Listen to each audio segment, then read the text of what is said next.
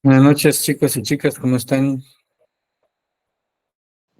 Buenas noches, Buenas licenciado. noches, Buenas noches. licenciado. Buenas noches, licenciado. Buenas noches, licenciado. Buenas noches, licenciado. Buenas noches. Bueno, vamos a empezar nuestra clase. Buenas noches. Ya les compartí ya las diapositivas de las clases anteriores. Miren, esto es lo que se extraña en las clases presenciales, ¿verdad? Salud. Esta semana que pasó, creo que a todos nos pasó, ¿verdad? Que la primera no conseguimos nada de comer, antes esto feo es. La hora del cafecito, licenciado. Ay, la hora del cafecito, de veras ya cansa, ¿verdad?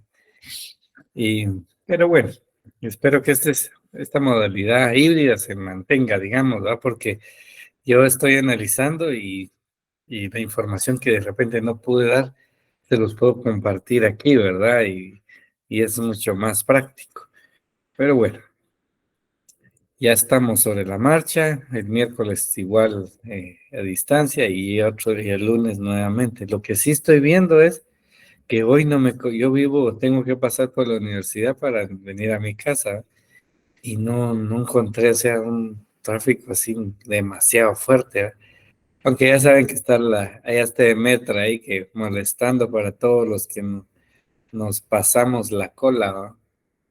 Ya no están dejando pasar, pero tal vez eso ayudó, ¿verdad? Pasé rápido. Bueno, vamos a arrancar. Miércoles descanso. ¿Qué hay descanso el miércoles? O me están pidiendo descanso. ¿Cómo está eso? Lick, perdone, solo con respecto a lo del miércoles, que es el día que se celebra el día que es autónoma la universidad. No han girado una circular en específico, yo no la he visto, no es de mi consentimiento, pero no sé si en este caso va a ser igual con usted como con el Lick anterior. Mire, siempre han dado la licencia. Entonces, pues no le puedo decir yo si lo van a oficializar, ¿verdad? Pero cualquier noticia yo se las pongo en clase. O bien yo ya tengo aquí el enlace de un compañero con ustedes. No me vayan a decir quién es. Yo lo tengo que Minor Lass está con ustedes. Ah, es Sí, usted, soy yo. va, ahí está. Sí, soy yo. Qué bárbaro. Qué molestarme, Minor, hombre. Yo le voy a escribir y se lo transmite a los demás compañeros, ¿verdad? Y si no, pues por Ok. clase, ¿verdad? Ahí tenía el nombre, ¿verdad? Se mataron de la risa de mí, ¿verdad? Malvados que son, bárbaros. Pero, bueno, vamos a arrancar, pues que ya no nos interrumpa Minor con esos descansos, por Dios santo. Un tal Minor que sí, ¿cómo le decía? Vos Inés, ¿cómo se llama? ¿Cómo se llama el gordo? El gordo. Así salió hoy. Bueno, se vale reír, ¿verdad? Sí, hombre. Bueno, creo que habíamos dado una que otra diapositiva aquí, pero vamos a arrancar desde todo esto porque aquí tenemos cómo se desarrolló en la antigüedad, en la Edad Media, como intercomunicación de ciudades, la época colonial en Guatemala. Pero esta me gustaría enfatizarlas, aunque creo que ya lo comenté, no me recuerdo. Estas tres etapas se denominan doctrinarias porque tienden a explicar de una manera más teórica que histórica cómo se desarrolló el derecho de trabajo. Y entonces arrancan desde la represión como una denominación a una etapa que pudo haberse dado en muchos países y que seguramente también en el nuestro. Y a esa etapa, pues los principales actores en el derecho de trabajo, que son los empresarios, ¿verdad? Los patronos, ¿verdad? Pues tenían una incidencia muy alta. Y en esa incidencia alta, pues lograron que se prohibiera todo intento de presión al mercado. Lo que pretendían era que cualquier organización de los trabajadores que los afectara a ellos, pues ya lo iban a llamar intento de presión al mercado.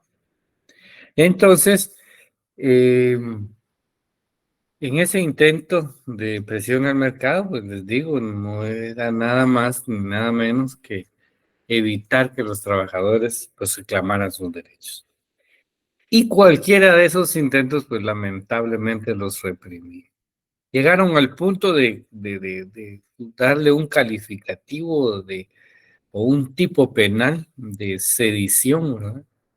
A la conspiración, al intento de huelga y organización. Imagínense, que ahora tan fácil es organizar un sindicato, ¿verdad? Y en esa época, imagínense, tener ya el delito de sedición. Eso era grave, ¿verdad? Entonces, todo esta etapa, como le digo, es teórica más que histórica, porque se le ubicó teóricamente o denominó teóricamente represión a esos momentos en los cuales los países en distintos tiempos, ¿verdad? En distintos lugares, pues prohibieron, ¿verdad? La organización de los trabajadores a manera de continuar el mismo sistema de opresión. Si ustedes entonces se encuentran en un libro de texto que mencione acerca cómo apresaban a los trabajadores porque ellos manifestaban, porque ellos se estaban organizando,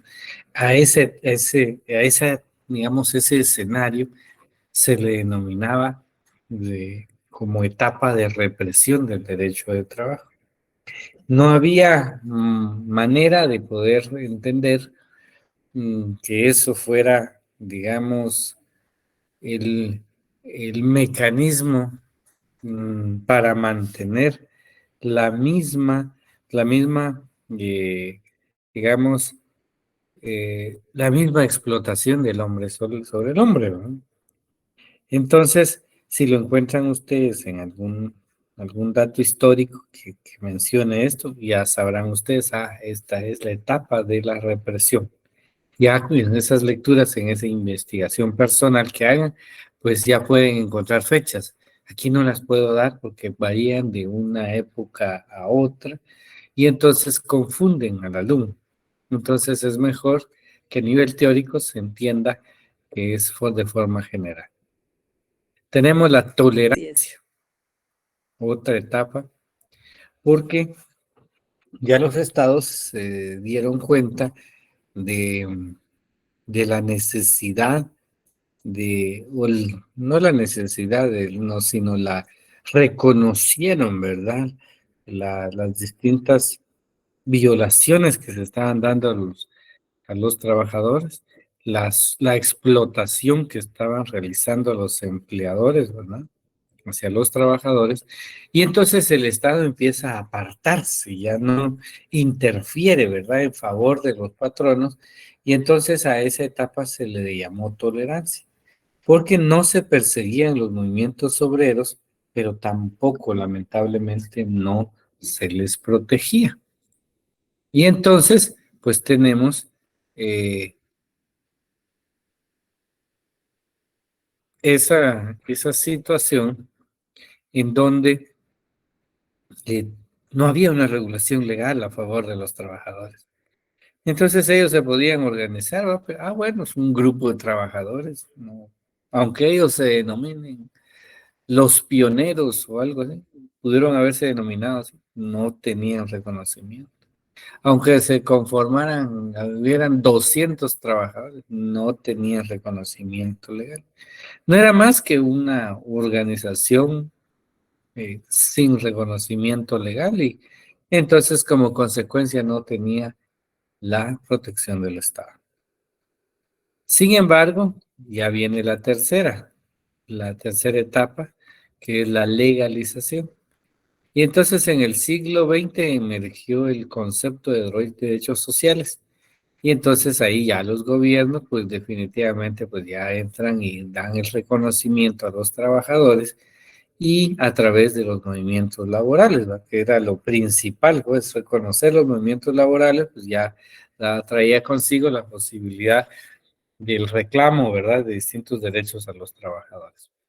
Y fue a nivel ordinario y constitucional en donde se propugnó ese reconocimiento, que debía de existir una disposición que así los reconociera.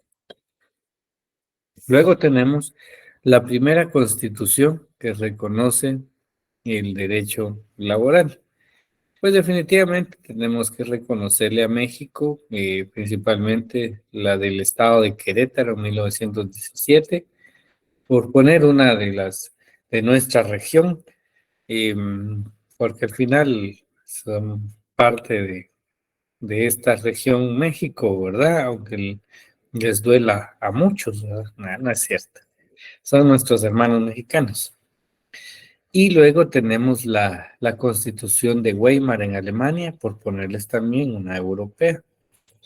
Pero dentro de estos periodos, seguramente otros países, pues también emitieron, quizá hasta antes, ¿verdad? Alguna constitución, ¿verdad? Que diera otorgar el reconocimiento del derecho de trabajo. Pero les pongo en este orden para que vean como lo más cercano, lo más lejano, y nosotros que fue ya hasta 1945, en donde ya se reconoció o se legalizó los movimientos colectivos a través del reconocimiento de derecho de huelga a los trabajadores.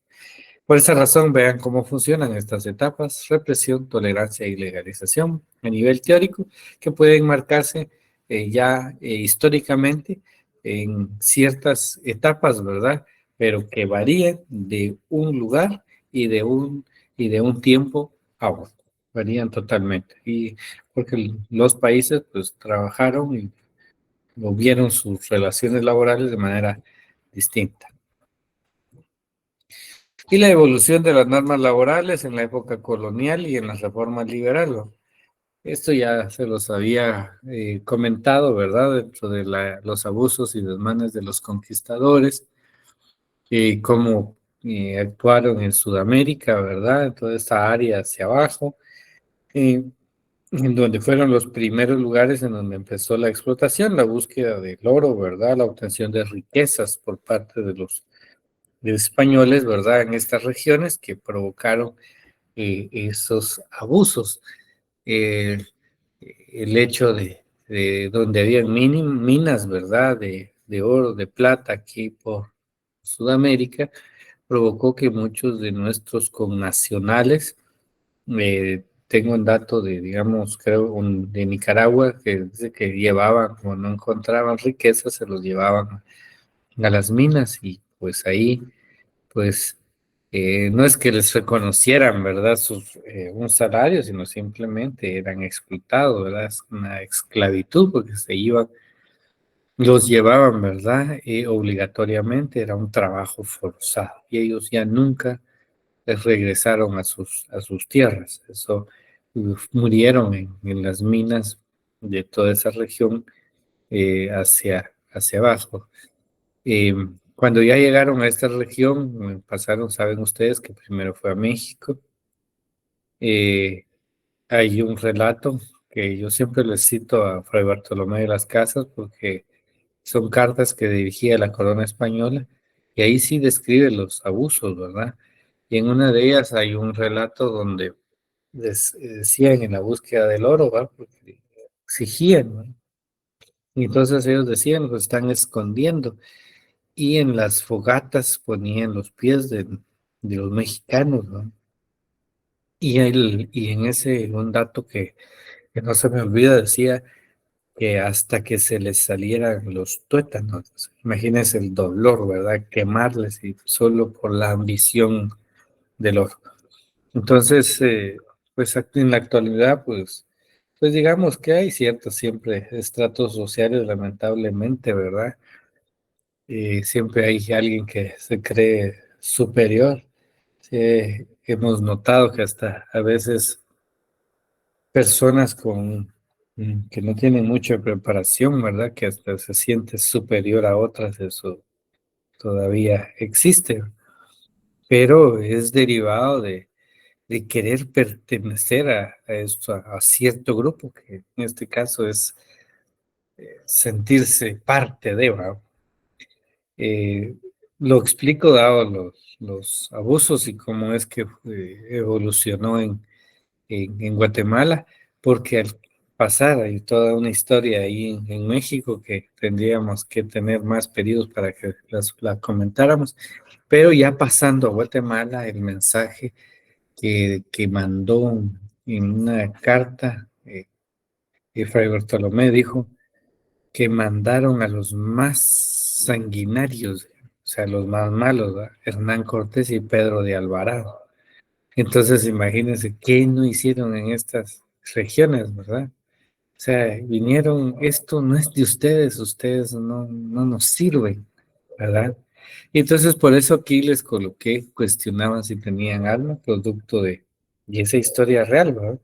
Y lo pueden corroborar ustedes en la brevísima relación de la destrucción de las Indias, contiene las cartas de Fray Bartolomé de las Casas. Pueden ustedes confirmar todo lo que yo les estoy mencionando. Aquí les anoté, ya les había dicho, la bula papal de Paulo III puso fin a la encomienda y repartimiento, que era una modalidad de esclavitud, y que las leyes de Indias tenían la intención de limitar los desmanes, ¿verdad? Que cometían los españoles en esta jornada, la jornada de las 8 horas, la evolución del derecho laboral en la reforma liberal, que fue de lo civilista a lo laboral. En caso de dudas estaba lo que diga el patrón, la libertad de los contratos, ¿verdad? Lamentablemente, era una disposición totalmente civilista. Y les hablé acerca de la ley de trabajo que reguló que el contrato de trabajo se rige por el derecho común. Entonces, esto era como casi una repetición, pero me interesaba que lo tuvieran bien claro. Aquí ya son referencias históricas, como la de el decreto 163, que impuso 4 meses a un año de trabajo forzado a ladrones o dañadores de plantíos. Imagínense, cualquiera pudo decir, me vino a robar, ¿verdad? Y les daban esa sanción, era una presión de una forma de oprimir, ¿verdad? El acuerdo del 7 de septiembre de 1893, la municipalidad de Toto autorizó cobrar 50 centavos por cada peón proporcionado al cultivo de café, como tipo una trata, ¿verdad?, de personas, ¿no? Pues lo autorizó la MONI, ¿no?, de Totonicapán. La circular de los jefes políticos del 12 de agosto de 1903 reconoce los miserables salarios y fija el jornal de campo 12 reales. Es decir, ya se dieron cuenta del abuso, ¿verdad? Imagínense cuánto tiempo, la miseria, ¿verdad? Bueno, pero todavía seguimos como parte de esto, aunque estamos un poco bastante mejor.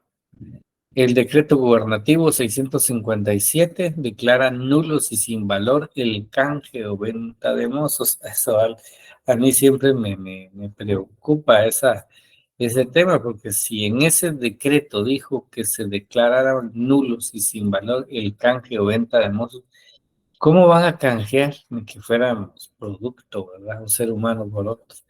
O vender mozos, imagínense, eso es grave, ¿verdad? Es hablar de esclavitud Y pues cualquiera pudo haber dicho, no, si solo se trataba de que yo lo mandaba para allá y ellos me daban otro y las mismas condiciones. No, ¿verdad? No es así.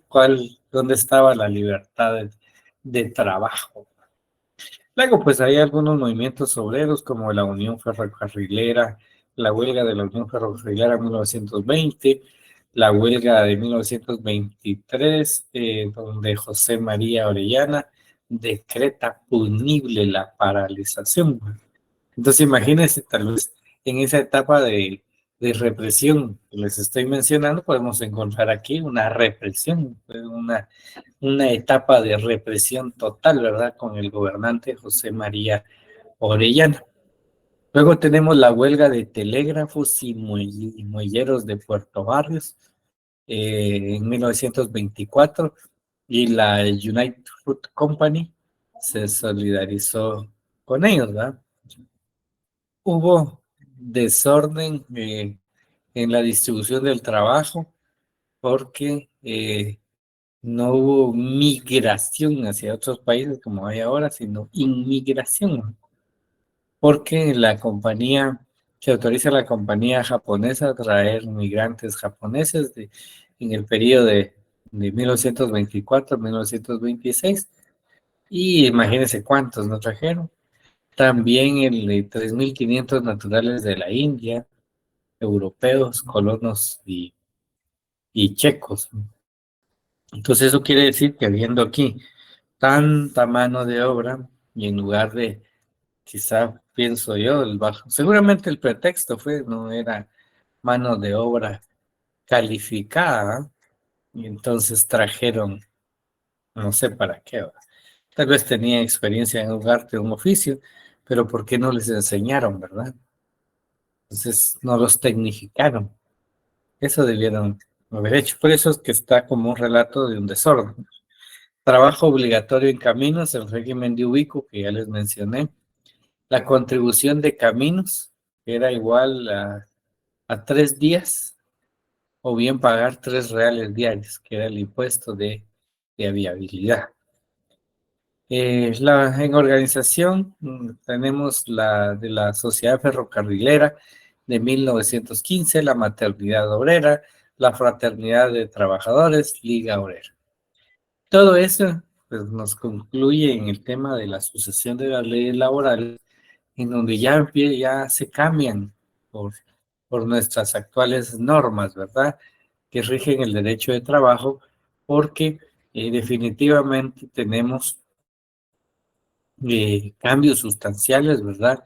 Pero que esta sucesión de leyes, pues, no se dio de la noche a la mañana y fue todo un proceso, ¿verdad? Imagínense, estos cambios, pues, empezaron ya en el 44, ¿verdad? Entonces ya empieza a variar el sistema laboral en Guatemala. Entonces tenemos como es que la sucesión de las leyes de trabajo, pues ya dieron un giro fundamental y a pesar de que los empleadores están en la búsqueda de la explotación de los trabajadores, ya hay normas que rigen todo eso, ¿verdad? Entonces, eh, existen demasiadas demandas en los tribunales, ¿verdad? Lo cual implica que hay trabajadores que están denunciando, están demandando, ¿verdad? La explotación que han tenido. Diversas denominaciones del derecho de trabajo. Ahora lo conocemos como el derecho de trabajo y la previsión social. Antes, pues, no se conocía de esa manera. Y con esa intercomunicación de ciudades que yo les mencioné, la evolución de la industria, y entonces, pues, se puso de moda, ¿verdad? La evolución de la industria y le llamaron, se llama derecho industrial, porque era la máquina lo que estaba en boga en ese momento.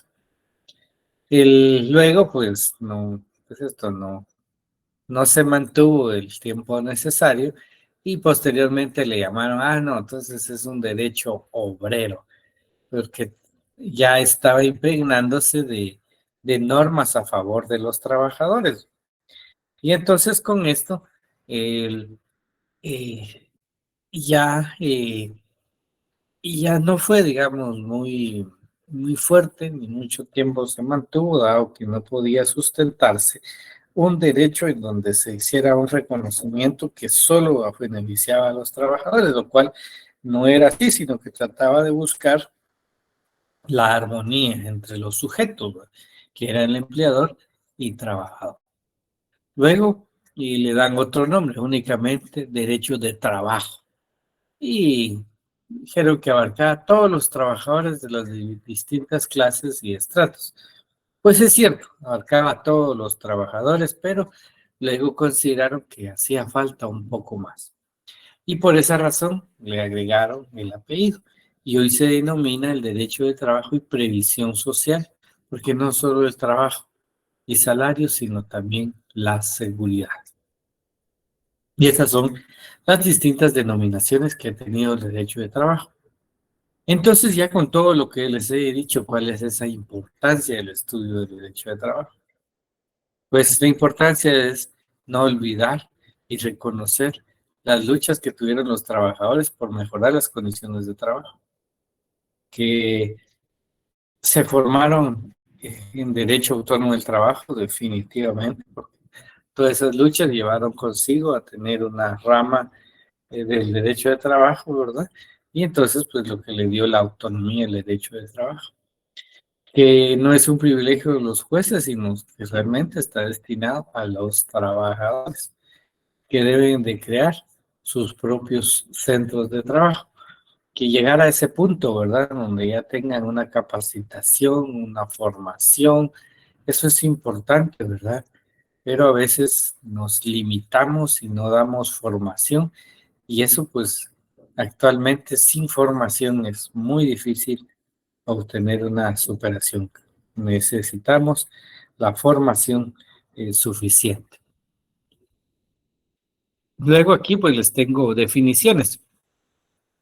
Dentro de las definiciones del derecho de trabajo y la previsión social, pues ya podemos utilizar la expresión correcta, ya que ahora ya entendimos cómo ha venido evolucionando. Y les cito a un personaje que es un poco discutido en Argentina, no es del agrado de muchos, ¿verdad? Pero en Guatemala, pues eh, ha recibido sus textos, ¿verdad? Y muchos los han revisado, no sé si ustedes han escuchado, pero digamos que porque en el medio existe, pues traje eso y les voy a explicar el por qué. Y él dice contenido principal de la regulación de las relaciones jurídicas entre empresarios y trabajadores, y de unos y otros con el Estado, y en lo referente al trabajo subordinado y en cuanto atañe a las profesiones y a la forma de prestación de sus servicios y las consecuencias jurídicas mediatas e inmediatas de la actividad laboral dependiente. Entonces, tenemos que esta definición dice que es una relación entre empresarios y trabajadores, estoy de acuerdo, o bien de unos y otros con el Estado, también estoy de acuerdo.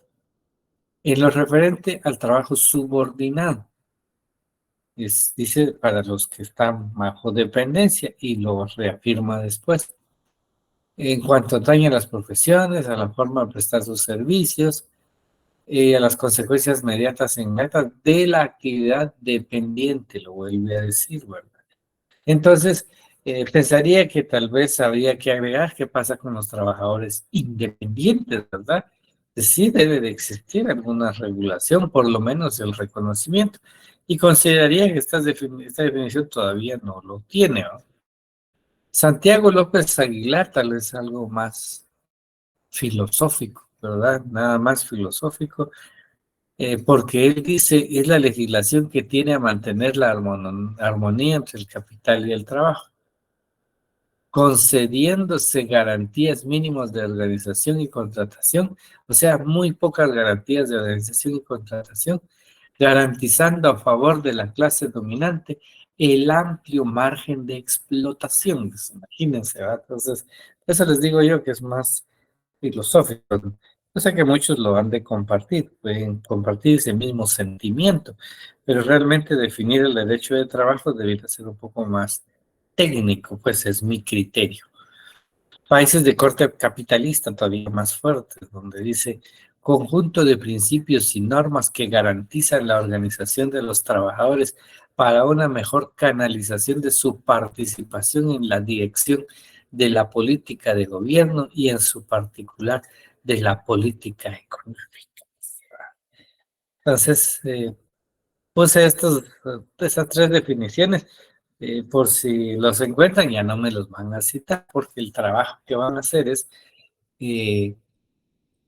obtener tres definiciones de autores distintos a los que están aquí, totalmente distintos, para que ustedes hagan el análisis, ¿verdad?, de esos elementos que yo les acabo de mencionar, y entonces luego van a hacer una cuarta, una definición propia, la de ustedes, para que pues la consignen en su cuaderno de texto y la tengan ahí presente. Saben que en mi examen de todo se pregunta y no creo que se me olvide que yo los obligue a obtener definiciones de distintos autores. Como les digo, hay un montón ahora, docentes que se han dedicado a emitir libros, pues ya hay ahora, así que no hay pretexto.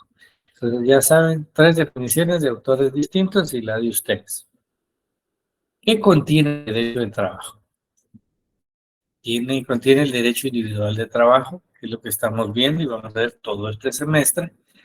El derecho colectivo de trabajo, que lo vamos a ver el próximo semestre, que se refiere a la forma de organización de los trabajadores. El derecho internacional de trabajo, vamos a ver cómo se crea la OIT, y que es la entidad que se encarga de crear y aprobar los convenios internacionales en materia de trabajo y previsión social. También en el contenido del derecho de trabajo está el derecho procesal de trabajo, es decir, el proceso para la presentación ante los juzgados, ¿verdad? Ese es lo procesal y lo van a ver el próximo año. También se considera el derecho de integración, dado que es importante integrar la economía y la política, dado que no se puede exceder más de lo que es capaz la economía, ¿no? Entonces, por esa razón está inmerso en eso. Caracteres del derecho de trabajo. Los caracteres son, primero, autonomía, tiene su propio objeto, porque que el trabajo subordinado, ¿verdad? Y sus propios sujetos, que es el trabajador, patronos, sindicatos y es patronal. Entonces, objeto, trabajo y sus sujetos, trabajador, patronos, sindicatos y los patronos. Entonces, eso les da esa autonomía, ¿no? Porque es entre esas partes que se regula. Es un derecho conciliatorio porque casi en todos los procesos existe el derecho de explicaba a los otros alumnos que llevo un caso, precisamente mañana tengo una audiencia, y es la que fue suspendida, por eso la tengo para mañana. Y digamos, en la audiencia, la primera audiencia, pues se llevó a cabo la misma, empezó a desarrollar, se llevó a una etapa de la conciliación, la cual no pudo llevarse a cabo, pero ya en el desarrollo de la misma, la juez comprendió que, digamos, mi representada tenía la voluntad de pagar, pero que no hacía entrega de ciertos requisitos, ¿verdad? Como por ejemplo la cuenta bancaria. Entonces le dijo, pues a la juez, dijo, miren, yo veo el interés, el deseo de que quieran apoyar al trabajador, entonces yo voy a suspender la audiencia para que tengan el tiempo para el pago que corresponda, y entonces los voy a citar para el 30. Pues eso es conciliación, porque a pesar de que había pasado la etapa de la conciliación como tal, la juez comprendió y a manera, digamos, de darle y que se llegara a ese consenso, pues decidió a través de la conciliación suspender la audiencia y reprogramar.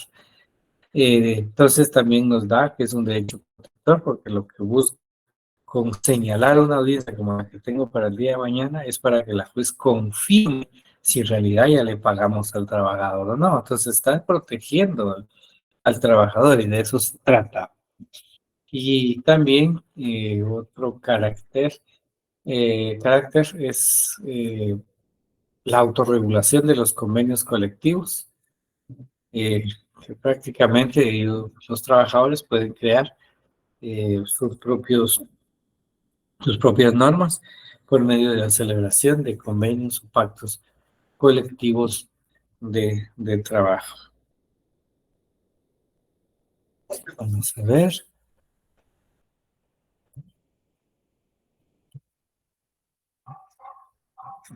Creo que alguien... Sí, admitir.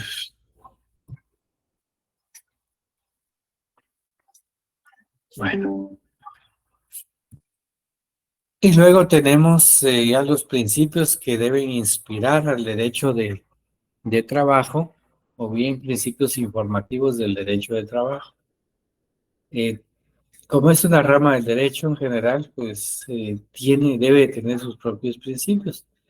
Y estos principios del derecho de trabajo, el fin es mantener la armonía entre trabajadores y empleadores. Ese es el objetivo. Es decir, existe armonía si pagan correctamente, si pagan lo justo, si pagan a tiempo, en donde no hay explotación, no hay abusos. Entonces hay armonía, por eso la armonía es importante. Y los principios pues siguen eso, ese es el fin específico, mantener la armonía entre trabajadores y empleadores, el cual es indispensable, ¿verdad?, para el adecuado manejo y aplicación de las leyes de trabajo y protección social. Debe perseguirse siempre la armonía. Pero si a veces buscamos nuestros propios intereses, pues definitivamente pues nos vemos mal y afectamos, si somos empleadores, a los trabajadores. Tampoco los trabajadores deben excederse, ¿verdad? Porque tampoco van a mantener una armonía con el empleador. Son varios principios, pero solo arranqué y dejo hasta acá para darles el tiempo a ustedes de todas las preguntas y respuestas que puedan tener sobre los temas que ya acabo de darles. Entonces, el tiempo es de ustedes. Licenciado, buenas noches. Buenas noches. Disculpe, con respecto a la tarea que usted comentó, son 3 definiciones más para que nosotros tengamos un total de 6 definiciones. Así sería. Sí, correcto. Y la séptima que Gracias, sería la licenciado. suya. Ok.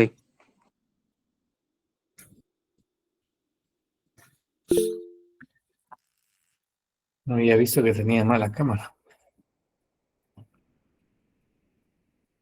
Sí, Verónica. Buenas noches, licenciado. Pero bien se miraba todavía. Esta es una preguntita. Todos los pelos se me miraban. La tarea, como dijo el compañero, son las 3 definiciones, aparte de las que usted dio, ¿va? Sí, Y la de uno mismo. Entonces, en total serían 7. 7. Va. Es que yo pensé que solo eran 3, con la mía 4. No. Va. Está bien, licenciado. Muy bien. ¿Alguien más? Cristian Morales. Lick, perdone una consulta. Ujú. Fíjese que yo estaba verificando, yo compré un libro, solo quiero corroborar si usted cree que está bien ese, que es del licenciado Fernández Molina, Derecho Ese es Laboral muy Autonómico. bueno usted. Está bonito ese, Entonces, me sí gusta. estaría bien. Perfecto, muchas gracias, Lick. Bueno.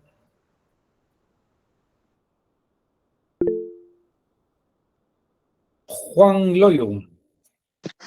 Buenas noches, licenciado, nuevamente. Con respecto al en el 44, usted mencionó que ahí ya se reguló, ya se normalizó las leyes en la cuestión laboral. Tengo entendido, ¿sí? Empezó a reconocerse. Ok, ok.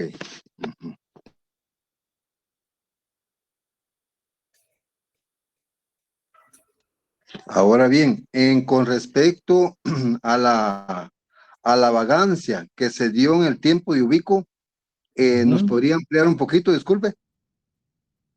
¿Cómo ampliar qué? Porque ahí es un dato Sí, histórico, nada más. sí, pues, solo sé que tengo entendido que dice que si no cargaban algo ahí un gafete, algo que no estaba ocupado, se notaba que esa persona iba a parar preso. Tengo entendido así. Sí, digamos que la historia, digamos, es mucho más amplia que digamos, que este dato histórico, ¿verdad? Porque definitivamente ustedes creo que recibieron Historia de la Cultura de Guatemala y entonces ahí está ese dato realmente acerca de la ley de viabilidad de Jorge Ubico, ¿eh? Y que en efecto había que tener una cartilla, ¿verdad? En el cual pues acreditara que había prestado el servicio o había pagado, ¿verdad? De lo contrario, pues no. Pues la lógica de cómo existía esa explicación, pues nos conllevan a interpretar que definitivamente sí podían hasta obligarlos y apresarlos, ¿verdad? Porque ese era el objetivo, ¿verdad? La opresión en ese entonces. Correcto. Gracias, Lic. Para servirle.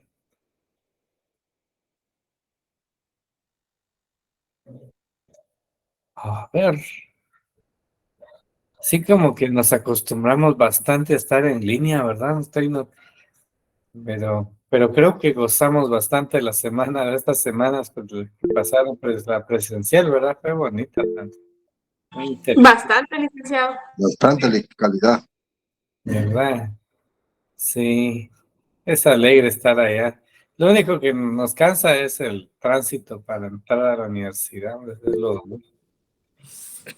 Estuvo bonita, licenciado, pero a la vez de lo del mal sabor de boca del día viernes, yo no podría decir Sí, ya que me pasó. gustaría.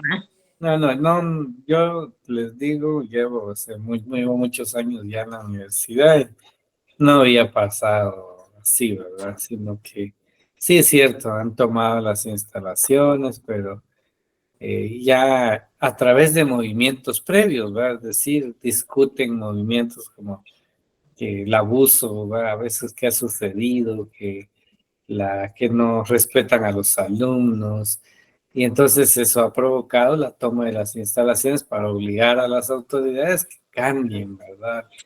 Pero esta ocasión era notorio que eran otros los intereses. Ningún alumno conocía qué estaba sucediendo y eso pues molestó. Pero primero Dios no se vuelva a suceder. A ver, ¿quién más? Licenciado, buenas noches. ¿Para cuándo serían las definiciones? Queda a su disposición porque no lo voy a pedir ni que lo suban, sino que cuando ya toque el examen, si no lo han hecho, ¿qué tal que les pregunto algo sobre eso? No sabemos. De acuerdo, Lee. Ok.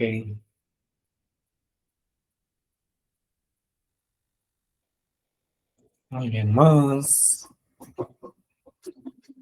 ¿Alguien más?